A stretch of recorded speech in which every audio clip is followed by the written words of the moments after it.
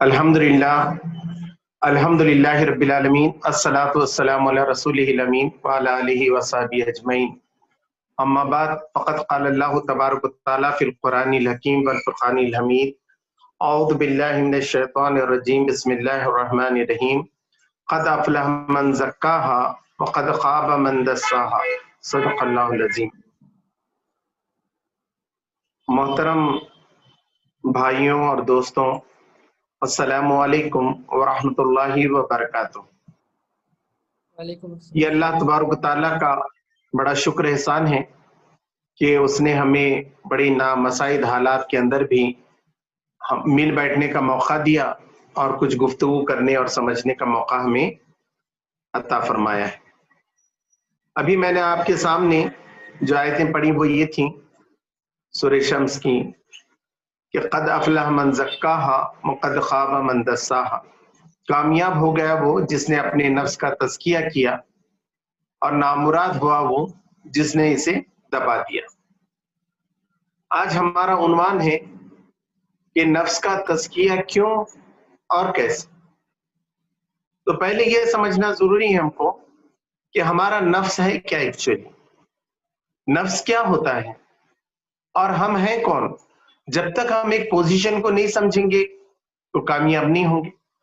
उसके लिए ये भी समझना होगा कि तज़किया किसको कहते हैं। तज़किये के माने हैं किसी चीज को साफ सुथरा करने, बढ़ाने, परवान चढ़ाने के। मसलन एक दरख्त है, एक बीज था, तो इमली का बीज था समझ जाइए, उसको हमने डाला, उसने कोंपल निकाली, फिर तना पकड़ा, फिर एकदम बहुत साएदार दरख्त बन गया और उससे अब मुस्तकिल हमको फल भी मिल रहे हैं। तो हम ये कहेंगे कि उस दरख्त का तज़किया हो गया, वो अपने सही काम में आ गया, सही इस्तेमाल में आ गया। और अगर वो सूख गया, जल गया, वो फल नहीं दे रहा है तो नाकाम हो गया, तदसिया है, दब गया वो। तो कोई चीज का उभरना, तकमील तक पहुंचना, मुकम्मल होना, ये बहुत जरूरी है किसी भी। तो कामयाब है वो, कामयाबी इसी के अंदर है कि वो सारी चीजें खुलकर उसके सामने आ जाएं।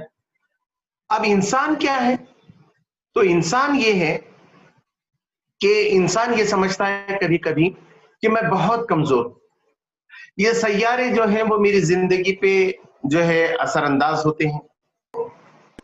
वो हर एक के सामने सर झुकाने लगता है। वो समझता है सूरज मुझे बहुत फायदा पहुंचा रहा है तो सूरज के आगे सजदा करता है। वो समझता है चंद के सिलसिले में भी वो सोचता है कि साहब ये सितारे मेरे जो है खुदा हैं।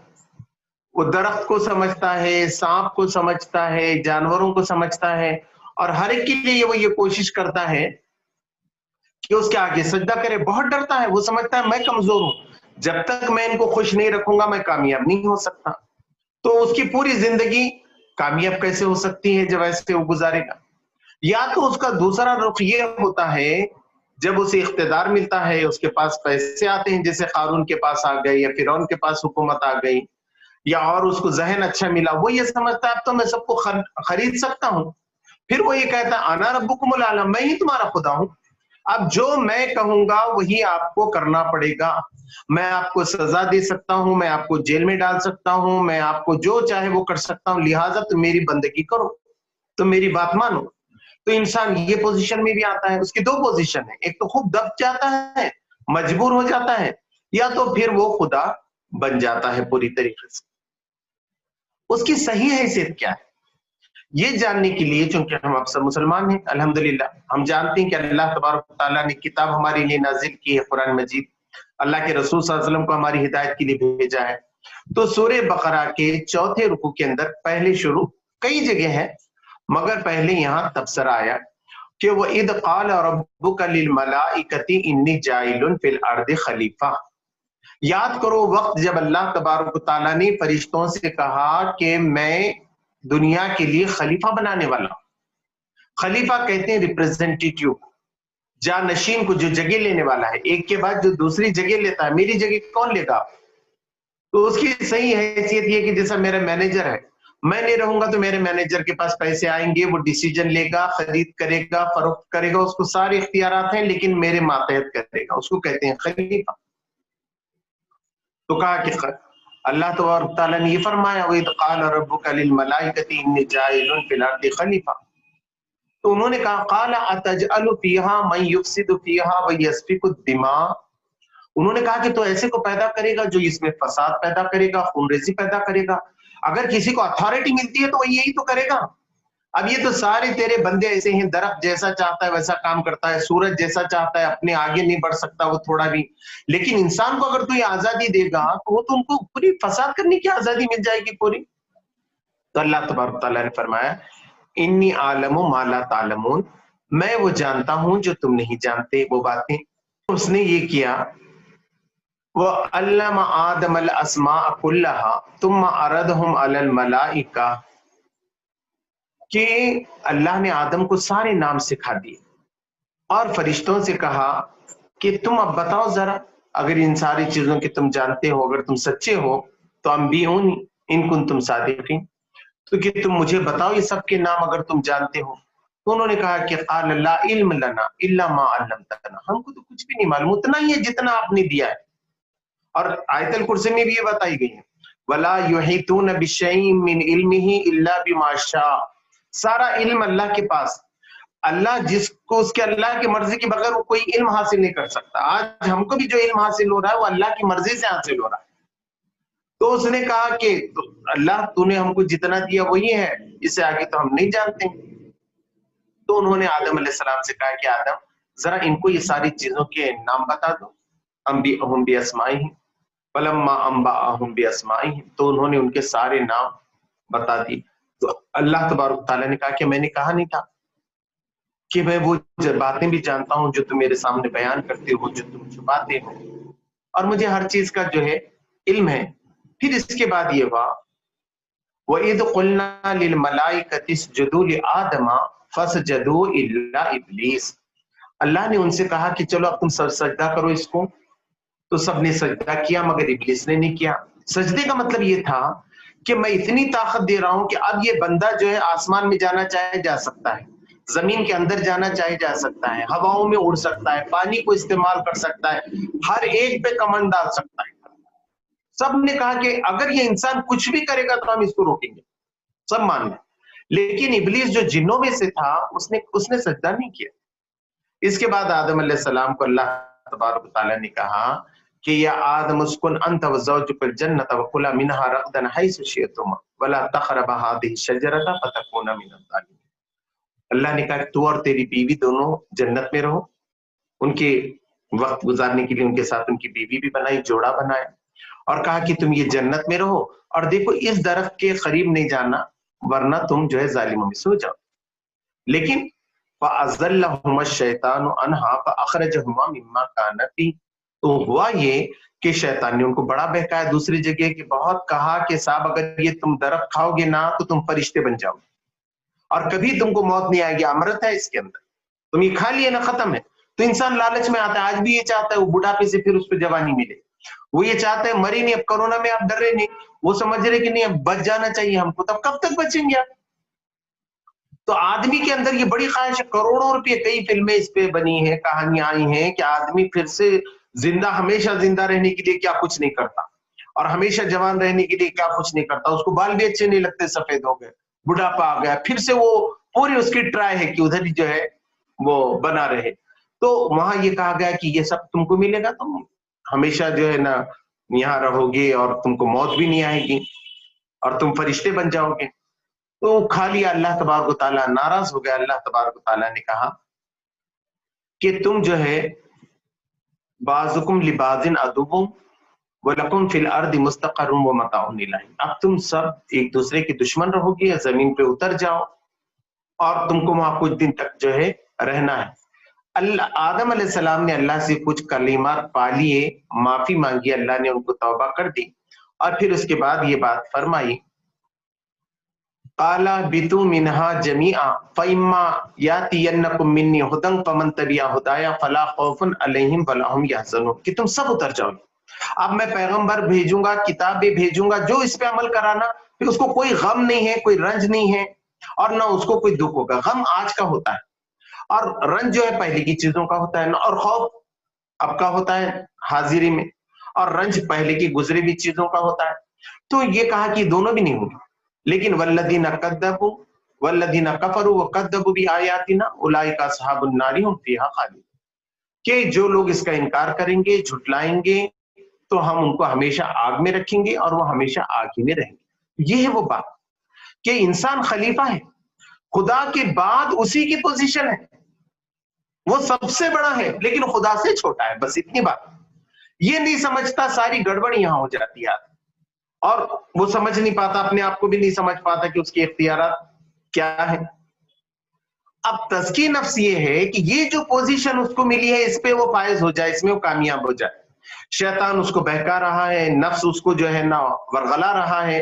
تو اللہ تبارک و تعالیٰ نے قرآن مجید میں اس ساری چیزوں کے ذریعے ہم کو سمجھایا ہے کہ ہم کیسے اپنے تزکیہ نفس کو کر سکتے ہیں، کیسے یہ پاکیزگی کو جو ہے ہم حاصل کر سکتے ہیں. تو ایک تو ہو گیا کہ نفس کو آپ نے سمجھ لیا. دوسری بات یہ کہ تزکیہ معلوم ہو گیا آپ کو، اس میں سب سے پہلے آپ نے نفس کی پوزیشن سمجھ لی کہ کتنی بڑی جو ہے نا حیثیت ہے انسان کی، انسان کتنا اونچا ہے، کتنا بڑا ہے، یہ بات آپ نے جو ہے سمجھ لی. اب یہ جو فرمایا قد افلح من زکاہا وقد خاب من دساہا، تو اللہ تبارک و تعالیٰ نے ہر انسان کے اندر ایک صلاحیت پیدا کر دی ہے، دنیا کو چلانا ہے. تو کسی کے اندر انجینئرنگ کی صلاحیت رکھ دی ہے، کسی کے اندر لکھنے کی صلاحیت رکھ دی ہے، کسی کے اندر جو میڈیکل کی صلاحیت رکھ دی ہے، کسی کے اندر فائنانس کو مینٹین کرنے کی،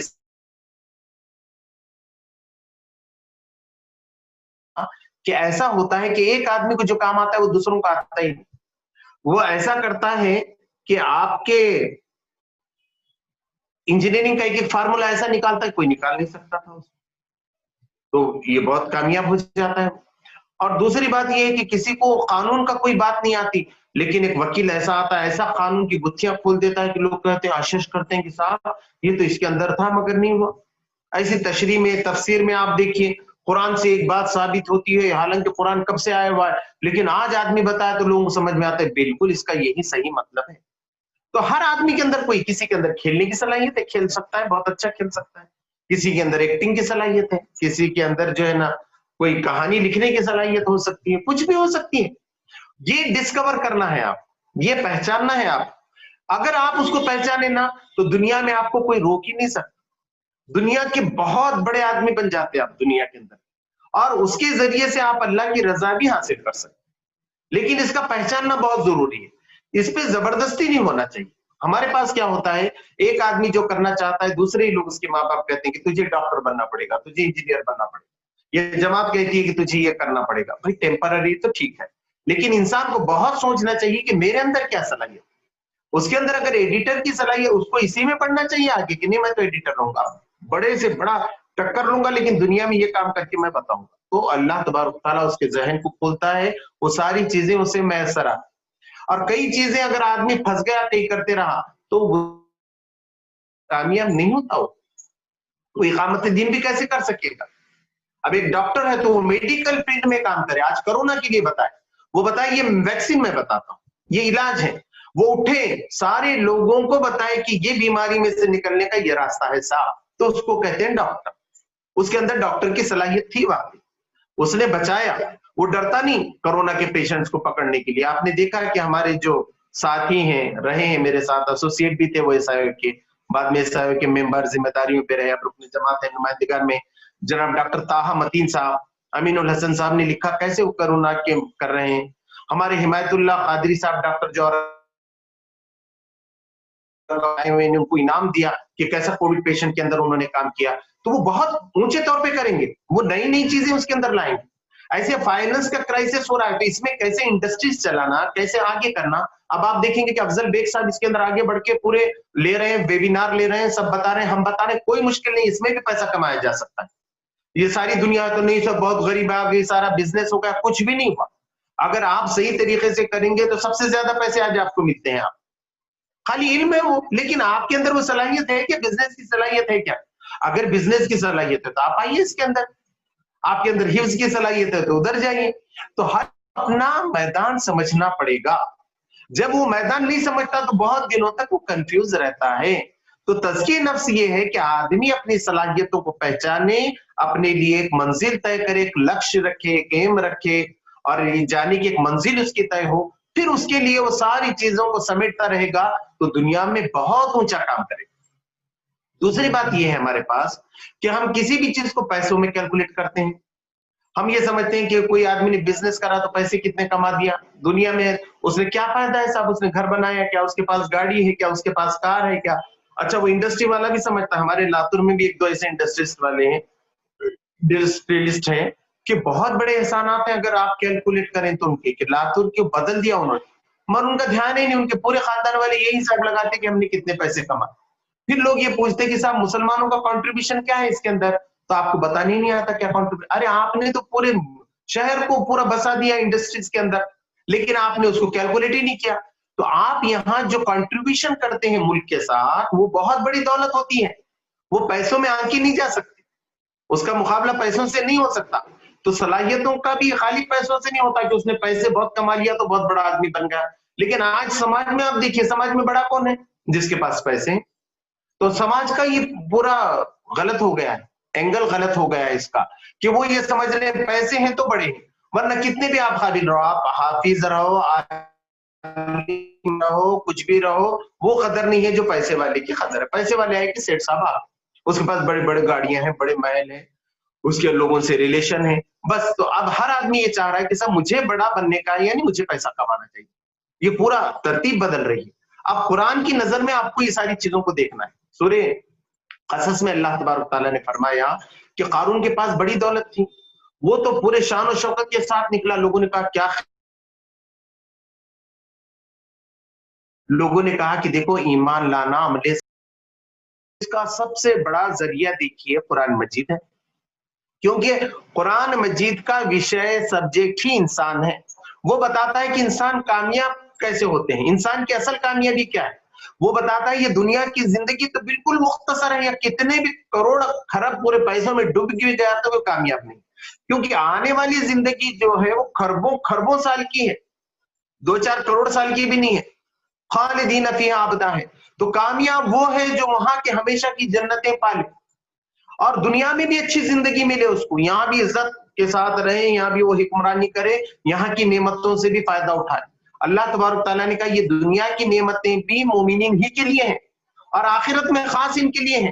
تو یہاں ان کو بھیک نہیں مانگنا ہے، یہاں ساری چیزوں سے استفادہ کرنا ہے، اچھا کھانا ہے، اچھا پینا ہے، اچھا رہنا ہے، پورے حلال اور جائز طریقے سے یہ ساری چیزوں کو حاصل کرنا ہے۔ اس میں کوئی اللہ نے پابندی نہیں رکھی، کوئی حرج نہیں ہے دین کے اندر، کوئی رکاوٹ اللہ تبارک و تعالیٰ نے جو ہے نہیں رکھی ہے۔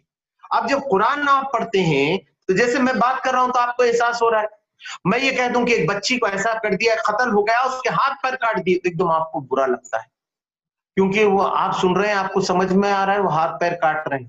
اب میں فرینچ میں کہوں یہ بات تو آپ سمجھیں گے کیا؟ ایسے قرآن مجید کا ہے کہ قرآن مجید اللہ تبارک و تعالیٰ کا کلام ہے، وہ ہم سے بات کر رہا ہے۔ وہ اگر آپ کو نہیں سمجھ میں آیا تو آپ پوری زندگی میں کیسے کامیاب ہو سکیں گے؟ اس لیے پہلے قرآن کو سمجھنا ضروری ہے۔ قرآن عربی میں اتنا کم سے کم 2-3 مہینے آپ کوشش کریں گے تو پوری قرآن آپ کو سمجھنا شروعات۔ آج جو میں نے مطالعہ کیا اس میں یہ تھا کہ فرعون نے بہت جو ہے نافرمانی کی، اللہ تبارک و تعالیٰ نے اس کو ڈوبو دیا۔ اتنی بہترین آیتیں ہیں، کہا نہیں پھر اس پہ آسمان رویا نہ زمین روئی، کوئی رونے والا نہیں تھا اس کی مدد کو کوئی نہیں آیا۔ اور جو کمزور بنا کر رکھے گئے تھے تو ان کی یہ محلات، ان کی نہریں، یہ سب جو ہے وہ ہم نے بنی اسرائیل کو دے دی جو بہت غریب تھے، اور ہم نے یہ جو بنی اسرائیل کو دے دی تو پورے علم سے دی ہم نے۔ ہمارا علم تھا کہ بنی اسرائیل اس کے حقدار ہیں، اس کے سچی تھے، صابر ہیں، ایسے نہیں تھے کہ وہ خراب لوگ تھے، بہت اچھے لوگ تھے، انہوں نے کام کیا تھا، بہت دنوں تک دب گئے تھے، صرف اتنی بات تھی۔ ان کی قابلیت کے نتیجے میں اللہ تبارک و تعالیٰ نے یہ ان کو عطا فرمایا۔ اللہ کہتا ہے میرا علم تھا، میں نے ان کو چنا تھا، اپنی علم کے بنیاد پہ چنا، ایسے نہیں چنا تھا بنی اسرائیل کو میں۔ تو آج اگر اللہ تبارک و تعالیٰ ہم اچھے ہوں گے تو اللہ تبارک و تعالیٰ ہم کو چنتا ہے کسی کام کے لیے۔ اور دیکھیے جب بات ہوتی ہے نا، میں جب تقریر کر رہا ہوں، اگر آپ کو آواز نہیں آ رہی ہے تو بہت پرابلم ہے، لیکن آواز آ رہی ہے، آپ کو سمجھ میں آ رہا ہے، تو آپ کے دل میں کچھ خیالات پیدا ہوتے ہیں، آپ کے مائنڈ سے کچھ کیمیکلز نکلتے ہیں۔ جو آپ پہ طاری ہوتے ہیں. قرآن کے مجید یہ کہتا ہے کہ جب لوگ قرآن کی تلاوت کرتے ہیں تو ان کے رونگٹے کھڑے ہو جاتے ہیں, ان کے اندر ایک کیفیت پیدا ہو جاتی ہے جس سے ان کی چمڑی بھی, ان کی جلد بھی نرم ہو جاتی ہے اور ان کے دل بھی نرم ہوتے ہیں اور اس میں اللہ کا ذکر داخل ہو جاتا ہے. اگر یہ احساس ہی نہیں ہو رہا تو بات کیسے دل میں اترے گی؟ دل میں بات اترنے کا ایک پروسیس ہے. اس کو بھی اللہ تبارک تعالیٰ نے سورہ رحمان میں فرمایا, الرحمن علم القرآن خلق الانسان علمہ البیان. اللہ کی سب سے اونچی صفت رحمان ہے. دنیا کی سب سے اچھی کتاب قرآن مجید ہے. سب سے اچھی مخلوق خدا کے بعد انسان ہے, اور انسان کی سب سے بڑی خوبی اس کا بیان ہے. وہ بیان کر کے لوگوں کو بدل سکتا ہے. نبی کو کیا بتایا گیا کہ بس تم سمجھاؤ. جتنے نبی آئے صرف سمجھانے سے لوگ سمجھ گئے. سمجھانے کی آرٹ آنا چاہیے. وما علینا الا البلاغ, تم پر پہنچا دینے کی ذمہ داری. اب پہنچے گا کب؟ اسی زبان میں بولے گا, اسی سٹینڈرڈ میں سامنے والے کو بات سمجھائے گا تو اس کو سمجھ میں آ جائے گی کہ اللہ ایک ہے, ایک آخرت ہے, یہ کام کرنے کا طریقہ ہے. اسی طریقے سے آپ قرآن مجید کی زبان سمجھیں گے تو آپ وہ بات کو سمجھ سکیں گے, آپ تک قرآن کا پیغام پہنچے گا. ورنہ نہیں پہنچے گا. آپ قرآن کی کتنی بھی تلاوت کرتے بیٹھیے صبح سے شام تک بے سمجھے, اس کا ثواب آپ کو ضرور ملے گا, لیکن دنیا کے آپ کے اندر ریئیکشن نہیں ہوگی نا. آپ کو نہیں سمجھ میں آئے گا اس کے اندر, کہ آپ کے اندر وہ احساس نہیں پیدا ہو, آپ کے اندر وہ کیمیکلز نہیں نکلیں گے آپ کے دماغ سے, کیونکہ انڈرسٹینڈ نہیں کر رہے ہیں آپ. جب آپ انڈرسٹینڈ کرتے ہیں کسی بات کو تو احساس پیدا ہوتا ہے. مجھے کوئی کہہ رہا ہے, بہت اچھا کہہ رہا ہے, میں تم سے محبت کرتا ہوں, میرے کو تم بہت اچھے لگتے ہو, لیکن مجھے آتا نہیں, میرے کو ترکی آتی نہیں, وہ ترک ہے سمجھ جائیے, تو کتنا پرابلم ہے میرے لیے. تو سمجھنا ضروری ہے. جو آدمی مجھ سے میری تعریف کر رہا ہے یا مجھے گالیاں دے رہا ہے, دونوں سمجھنا ضروری. نہیں سمجھا تو مجھ پہ کوئی اثر ہی نہیں ہوگا. تو یہ پہلے آپ جتنا قرآن کو سمجھیں گے تو تزکیے کا سب سے بڑا ریسورس ہے. روزانہ ایک پارہ آپ پڑھیں گے تو وہ کامیاب ہو جائے گا. تو یہ ہے اصل بات. تزکیہ کیا ہے؟ اپنی صلاحیتوں کو پہچاننا. اچھا, دوسری بات یہ ہے, آپ کو دنیا میں کوئی روک ہی نہیں سکتا بھائی. امیر حلقہ کیا روکیں گے, امیر جماعت کیا روکیں گے, مودی صاحب کیا روکیں گے, کوئی بھی نہیں روک سکتا. یہ پکا ہے, کبھی اور ڈسکشن کرنے کے لیے تیار ہوں میں. انسان کو کوئی روک ہی نہیں سکتا, اس کو پوری اختیارات ہے. اس کا ذہن اللہ نے ایسا دماغ دیا ہے, وہ اپنے کام کر کے پوری طریقے سے کام کر سکتا ہے اور آگے بڑھ سکتا ہے. تو اس کو یہ پورا موقع حاصل ہے. اب کبھی کبھی آزمائش آتی ہے, جیسے یوسف علیہ السلام. یوسف علیہ السلام کو جیل میں جانا پڑے گا. آپ کہیں گے یہاں کون سا انعام مل گیا صاحب, اتنے بڑا کام کرنا تھا ہم کو دنیا میں اور ہم کو جیل میں لے کے جا کے بٹھا دیا گیا, کیا ہو گیا؟ کئی سال تک وہ جیل میں رہے. اللہ کو وہاں تربیت کرنی تھی, ان کو ایسا بنانا تھا کہ کل پوری بادشاہی ان کے قبضے میں کرنی تھی, اس لیے جیل میں رکھا. اگر ان کے بھائی ان کو پانی میں کنویں میں نہیں ڈالتے تو یہ بادشاہ بھی نہیں بنتے, اور وہ پورا یعقوب علیہ السلام کا خاندان اتنا کامیاب بھی نہیں ہو پاتا تھا. تو جو مشکلات آتی ہیں اس کو رکاوٹ نہیں سمجھنا چاہیے, اپورچونٹی دے رہا ہے میرا خدا, مجھے بہت صحیح جگہ پہنچا رہا ہے, یہاں لایا ہے تو کیوں لایا. اب دیکھیے مولانا مودودی اللہ رحمہ کو دیکھیے, اور قطب شہید کو دیکھیے, پوری تفاسیر انہوں نے جیل میں لکھی. انہوں نے کہا بہت اچھی اپورچونٹی ہے, بہت اتنا سکون کہاں ملتا تھا ہم کو لکھنے کے لیے. تو ہر چیز آپ کے لیے فائدے مند ثابت ہوتے چلے. کو ہجرت ہو گئی, کہنے والا کہہ سکتا تھا کیا انعام ملا صاحب آپ کو تو گاؤں سے نکال دیا جا رہا ہے آپ کے. اگر نہیں نکالتے تو پوری دنیا کیسے آج ان کے کنٹرول میں ہوتی بتائیے. آج دنیا میں سب سے زیادہ ان کو چاہنے والے ہیں, ان کی بات چل رہی ہے, ان کی فکر چل رہی ہے, تو وہ ہجرت ضروری تھی. ایسی اگر ہم کو رکاوٹ آتی ہے, ہم کو کسی عہدے سے اگر سمجھائیے جماعت ہٹا دیتی ہے, تو اس جماعت کیا ہٹائے گی صاحب؟ اللہ ہٹاتا ہے. اللہ آپ کو موقع دیتا ہے, اللہ کوئی دوسری چیز آپ کو دینا چاہ رہا ہے, تو آپ کیا کہتے ہیں اس پہ ہی مجھے کیوں نہیں. آپ کی ضد کیا ہے؟ آپ کی سمجھ اچھی ہے, اللہ کی سمجھ سب سے اونچی ہے. ہمیں اللہ پہ بھروسہ کرنا چاہیے. تزکیہ نفس یہ ہے کہ جو ہوتا ہے آپ کے ساتھ اگر آپ نے بھروسہ کیا وہ آپ کے خیر کے لیے ہوتا ہے, آپ اس میں خیر ڈھونڈیے. یہ پریشان اب کرونا بھی بہت بڑی نعمت ہے آپ کی, آپ غور کیجئے اس کے اندر. اب یہ پوری انڈسٹریز فائنانس پورا کولیپس ہو گیا ہے, اب اٹھنے کا موقع ہے. اگر آپ ساتھ اٹھیں گے آپ کی انڈسٹری بہت زیادہ تیزی کے ساتھ آگے بڑھ سکتی ہے, آپ فائنانس میں بھی بہت آگے آ سکتے ہیں. آپ ڈسکشن کیجئے, ہمارے افضل بیگ صاحب سے ڈسکشن کیجئے, مبین صاحب سے ڈسکشن کیجئے, ہمارے صالح جاوید یہاں مہاراشٹر کے ذمہ دار ہیں, آپ کو معلوم ہوگا اپورچونٹی بالکل ایسا کھل کے آئی, اتنی آ ہی نہیں سکتی تھی آپ کے سامنے. ایسے یہ موقع جو سی اے کے ذریعے سے ہم کو ملے ہیں، جو سب کے ذریعے سے امت ایک جگہ آ گئی اور آپ کو کام کرنے کی اپورچونٹیز جو ہے پیدا ہو گئے ہیں. تو تزکیہ نفس یہی ہے کہ جو موقع ہم کو ملتے ہیں اس میں دیکھنا چاہیے کہ اللہ تبارک تعالیٰ کیا چاہتا ہے. ہم کیا کرتے ہیں، میں پلاننگ کرتا ہوں، مجھے یہ بننا ہے، یہ بننا ہے. اب میں یہ نہیں سوچتا اللہ مجھے کیا بنانا چاہ رہا ہے. یہ سوچنا چاہیے اللہ مجھے کیا بنانا چاہ رہا ہے، اللہ نے میرے اندر کون سی صلاحیت رکھی ہے، اللہ مجھ سے کیا کام لینا چاہ رہا ہے. آپ اس پہ غور کریں گے تو وہ ساری چیزیں آپ کے سامنے کھل جائیں گی. اور آپ کو رکاوٹ بھی آئے گی تو آپ کو یہ معلوم ہوگی کہ صاحب رکاوٹ آئے گی. وہ پشپیندر صاحب ہیں تو وہ کہتے ہیں کہ مودی صاحب کو اللہ نہیں بھیجا ہے. ہم نے کہا کہ بے شک اللہ نے بھیجا ہے. نہرو کو بھی اللہ نے بھیجا تھا، اندرا گاندھی کو بھی اللہ نے بھیجا تھا، مغلوں کو بھی اللہ ہی نے بھیجا تھا. ایسا نہیں کہ سب کو نہیں بھیجا تھا، مودی صاحب کو پہلی بار بھیجا ہے. بھیجا تو اللہ ہی نے ہے سب کو، کیا اس کے بغیر کوئی آ سکتا ہے کیا؟ تو اللہ نے جب بھیجا ہے تو اس کے اندر کوئی خیر ہے. یہ حکمت کو سمجھنے کی ضرورت ہے. جس دن آپ خدا کی ان حکمتوں کو سمجھیں گے، اللہ کا کوئی کام خالی از حکمت نہیں ہوتا. ان حکمتوں کو آپ سمجھنے لگے، آپ کے اندر ایک غیر معمولی انرجی پیدا ہو جائے گی. اور تزکیہ نفس میں دو چیزیں ہیں، ایک ہے جسمانی، ایک ہے روحانی. جسم بھی آپ کا اچھا ہونا چاہیے، آپ کا خون صاف ہونا چاہیے، آپ کی نظر اچھی ہونی چاہیے، آپ کی باڈی اچھی ہونی چاہیے. آپ اس کا خیال رکھیں کیا ہونا چاہیے. آج دیکھیں نیچرل ہے، اب یہاں آپ دیکھیں گے پتوں سے علاج ہوتا ہے، پھولوں سے علاج ہوتا ہے، پھلوں سے علاج ہوتا ہے. اب امریکہ انگلینڈ میں ہے ہی نہیں، انہوں نے کیمیکلز ڈھونڈ کے لائے. بھئی آپ کے پاس یہاں ہے تو آپ نے سوچا کہ اس میں سے کیا ہم کو فائدے مند ہے. آپ کے آس پاس یہ ساری چیزیں پھیلی ہوئی ہیں، لیکن کبھی آپ اس کا استعمال نہیں کرتے کہ بھئی کیلے کے اندر کیا ہے، یہ کھاؤں گا تو کیا ہوگا، یا امرود کے اندر کھاؤں گا تو ارے نعمتیں بھری پڑی ہیں آپ کے سامنے، آپ کو معلوم ہی نہیں کیا ہے چیزیں. پتوں میں ہے، میں کہہ رہا ہوں تازے پتے. اگر آپ یوٹیوب پہ جائیے تو کیا ہے. پھر اللہ کی کوئی چیز جو ہے نا خراب نہیں ہوتی. میں نے بتایا، لوگوں نے کہا یہ واٹس ایپ آ کر بہت وقت خراب کر رہا ہے. میں نے کہا کہ نہیں، وہ آپ کا دل خراب ہے. دل میں بھی تو برے خیالات آتے ہیں، تو ٹی وی پھینکنے کے بجائے، موبائل پھینکنے کے بجائے اپنا دل نکال کے پھینک دیجئے، ختم ہو گیا، مسئلہ ہی ختم ہو گیا. اصل وہاں ہے وہ، یہ جو تقویٰ ہوتا ہے یہ دل میں رہتا ہے. تو آج آپ سانپ کو دیکھیے کہ اب سانپ کیا ہم کو نقصان پہنچاتا ہے کیا؟ سانپ کے کاٹنے سے کتنے لوگ دنیا میں مرتے ہیں آپ یہ دیکھیے. مگر یوٹیوب پہ آپ جا کے دیکھیں گے کہ سانپ کے زہر سے روزانہ کم سے کم 1 لاکھ سے زیادہ لوگ بچتے ہیں. اس سے دوائیں بنتی ہیں پوری، 4-5 لوگ بھی نہیں مرتے ایکسیڈنٹل. ایسی کرنٹ ہے آپ کا، اس سے آپ کو بہت فائدہ ہو رہا ہے. مگر کبھی کبھی کرنٹ لگ کے آدمی مر جاتا ہے، تو کرنٹ میں خرابی نہیں ہے، خیر ہے. ایسا یہ موبائل میں، سافٹ ویئر میں، یہ جو آج کل ڈیجیٹل ساری چیزیں آئی، اس میں بہت خیر ہے، خرابی نہیں ہے. آپ کے دل میں خرابی ہے تو یہ ساری چیزیں خرابی کے لیے استعمال ہو جائیں گے.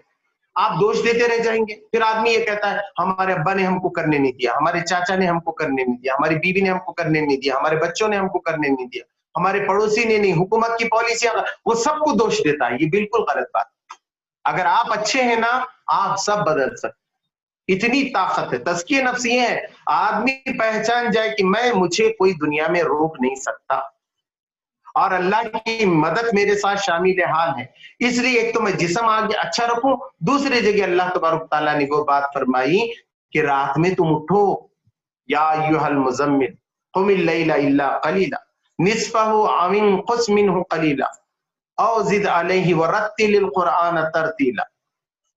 تو دیکھو، تم رات میں اٹھو، آدھی رات، اس سے کم کر لو، اس سے زیادہ کرو، اور ہم تمہارے اوپر اب ایک اچھا کلام اتارنے والے ہیں.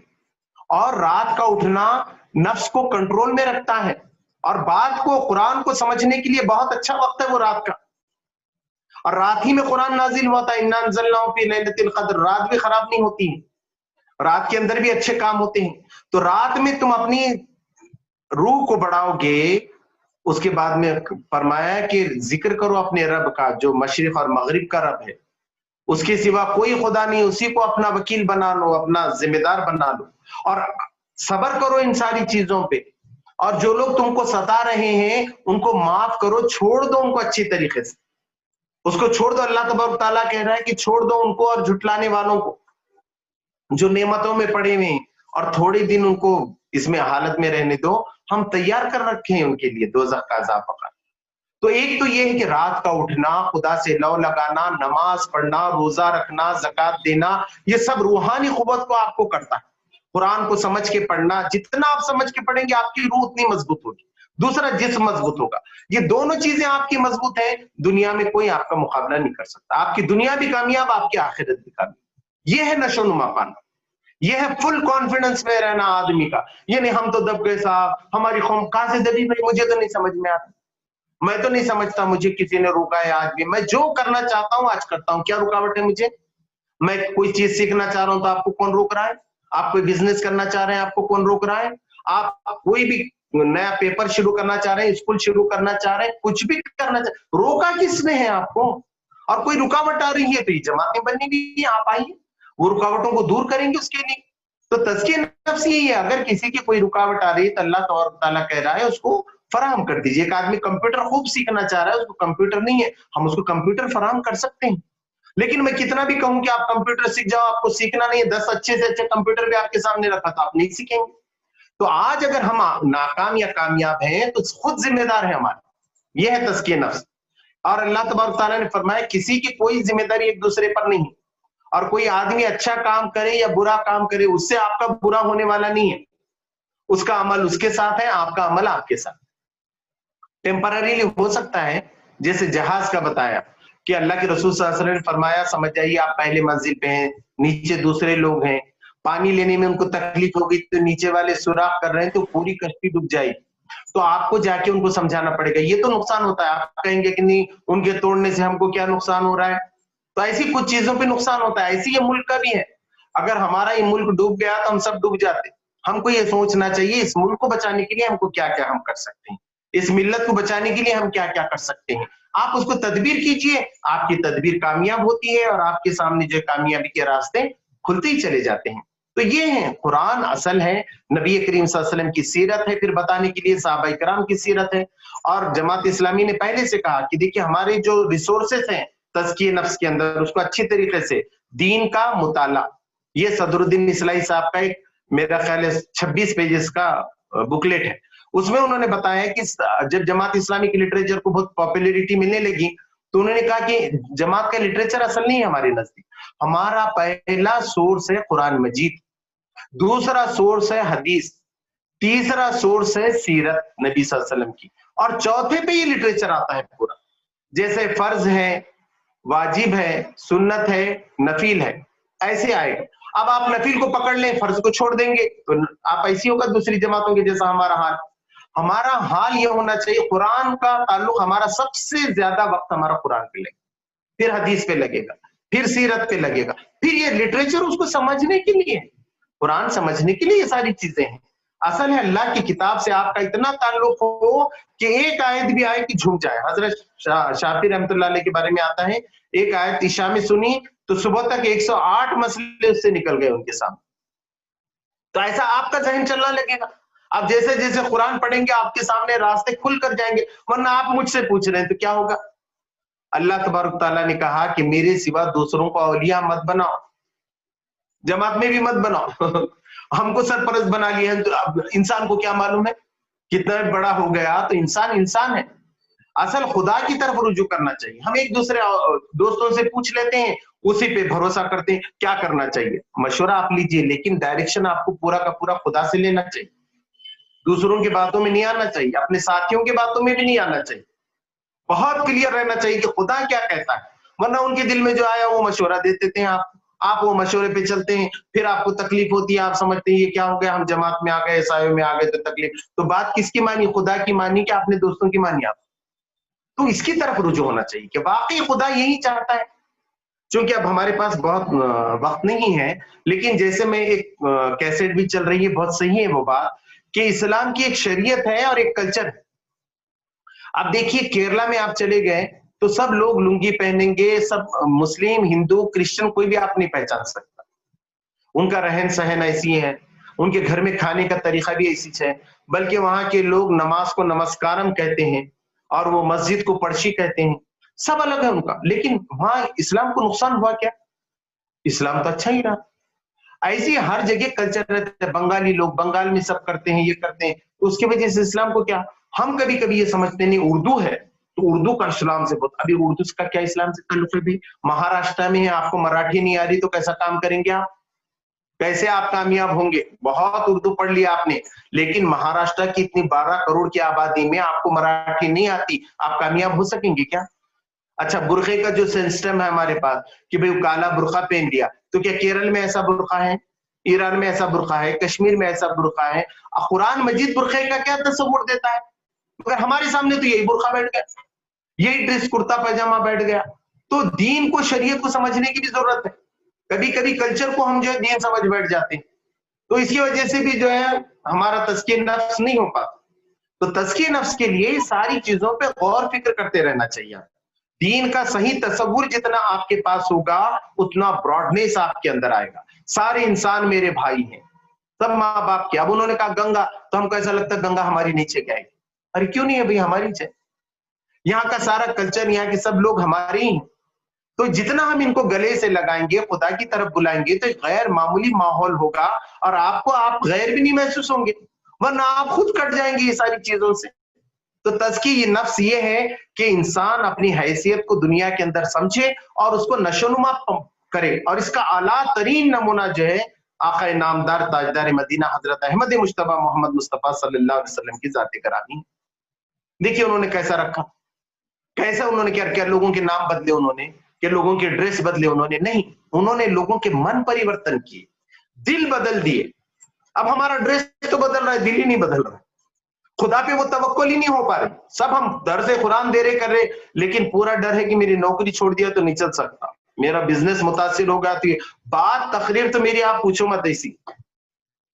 तो तज़किए नफ्स ये है कि सही मानों में आप अपने खुदा को पहचान जाएं, अपने आप को पहचान, डिस्कवर योरसेल्फ। तुम अपने आप को पहचानो, अपने खुदा को पहचानो। तुम खुदा को पहचानोगे तो अपने आप को पहचानो।